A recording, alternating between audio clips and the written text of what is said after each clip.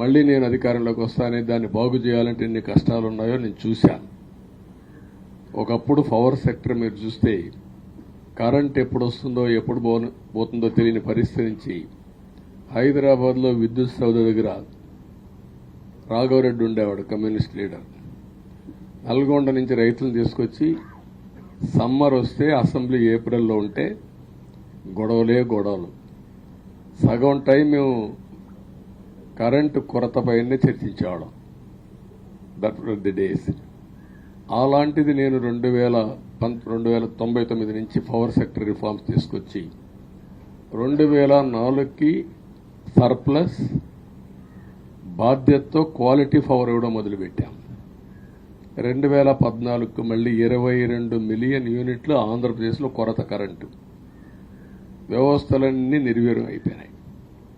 తర్వాత మళ్లీ సెట్ చేసి 2 నెలలు 3 నెలలు కరెంటు కొరత లేకుండా చేసి వ్యవస్థలన్నీ పటిష్టంగా చేసి సోలార్ విండ్ తీసుకొచ్చి కాస్ట్ తగ్గిస్తే ఇప్పుడు మీరు చూశారు ఎంత పవర్ ఛార్జెస్ పెంచారు.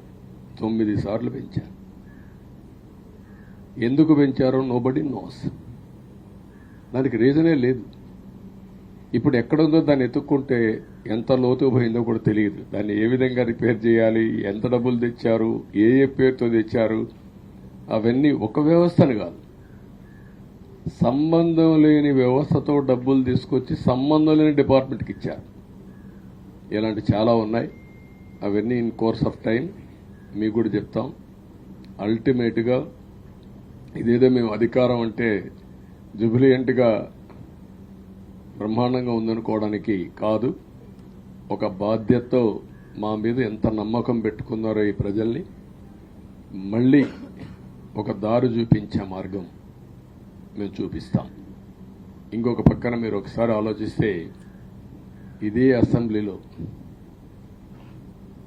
నాకు మా కుటుంబానికి మా మిస్సెస్కి జరిగినటువంటి అవమానానికి నా జీవితంలో ఎప్పుడూ బాధపడలా.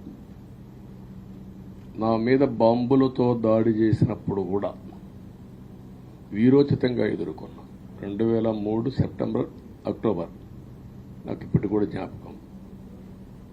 ఆ రోజు నా మీద బాంబులు చేసినప్పుడు చాలా ఒక పానిక్ రియాక్షన్లో కూడా నేను భయపడలేదు. అలాంటి వ్యక్తిని మీరు చూస్తే ఆ సంఘటన చూసిన తర్వాత ఇలాంటి కౌరవ సభలో ఉండడం కరెక్ట్ కాదని అసెంబ్లీలో చెప్పి దానికి కూడా మైక్ ఇవ్వకపోతే చెప్పేసి బయట వచ్చి ప్రెస్ కాన్ఫరెన్స్ చెప్పి అనౌన్స్ చేశాం. మళ్లీ క్షేత్రస్థాయిలో గెలిచి అసెంబ్లీని గౌరవ సభ చేసి అసెంబ్లీకి ఎంటర్ అవుతానని చెప్పాను. నేను ఏదైతే ఆ రోజు ఒక ప్రతిజ్ఞ చేశానో దాన్ని నిజం చేయడానికి ప్రజలు సహకరించారు. మామూలుగా సహకారం కాదది. నేను ఇన్ని సంవత్సరాలు చాలాసార్లు చాలా ఎలక్షన్లో గెలిచాం, కొన్ని ఎలక్షన్లో ఓడిపోయాం. ఎలక్షన్లో ఓడిపోయినప్పుడు నేను ఎప్పుడూ కుంగిపోలేదు. ఎలక్షన్లో గెలిచిన తర్వాత గంతులేయలేదు.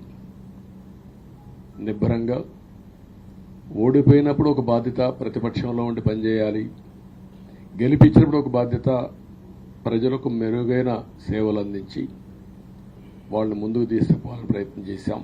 ఎప్పుడూ ప్రజాపక్షానే ఉన్నాం. అలాంటిది జరిగిన తర్వాత ఈరోజు మళ్ళీ ఇదే అసెంబ్లీకి నేను ఏదైతే చెప్పానో అది చేసి వెళ్ళడం అనేది ఒక తృప్తి, ఒక గౌరవం. ఆ గౌరవాన్ని నిలబెట్టిన ప్రజలను కూడా మనస్ఫూర్తిగా అభినందిస్తూ మీ రుణం తీర్చుకుంటాం. ఏ విధంగా పనిచేయాలో పనిచేస్తాం.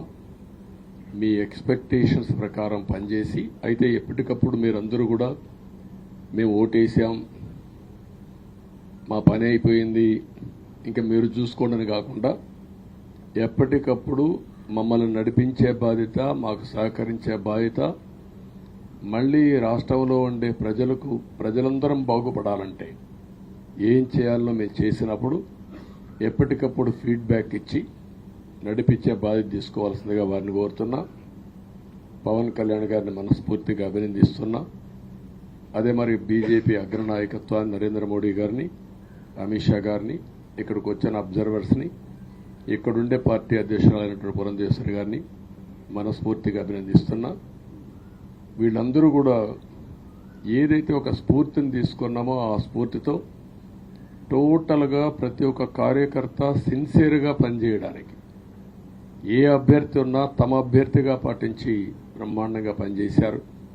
వాళ్ళందరినీ అభినందిస్తున్నా. ఈరోజు మా విజయం మూడు పార్టీల కార్యకర్తల సమిష్టి కృషి. వారందరినీ అభినందిస్తూ ఈరోజు ఢిల్లీకి పోయి వచ్చిన తర్వాత ఒకసారి మళ్ళీ ఇవన్నీ ఎప్పటికప్పుడు సమీక్ష చేసుకుంటూ ముందుకు పోతామని చెప్పి తెలియజేసుకుంటూ మరొక్కసారి మీ అందరికీ అభినందనలు, ధన్యవాదాలు. థ్యాంక్ యూ అన్న.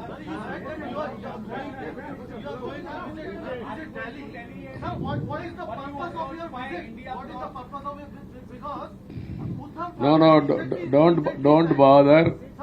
No, hear me, I say. You are very loud. You want news always. I am also experienced. I have seen so many political changes in this country. We are in NDA. I am going for NDA meeting. In course of time, anything, we'll report to you. Thank you.